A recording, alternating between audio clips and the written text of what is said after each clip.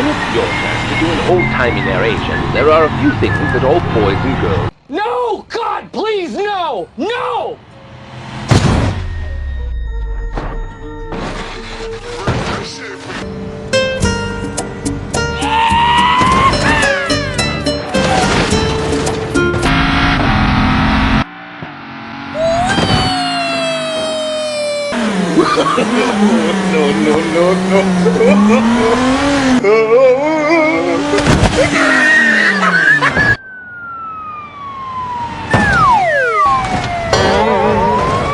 Dum dum dum dum dum dum dum dum dum. Help me! Help me!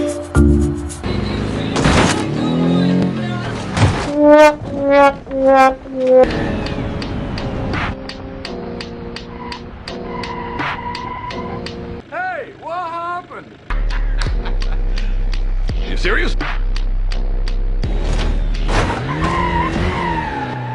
Okay.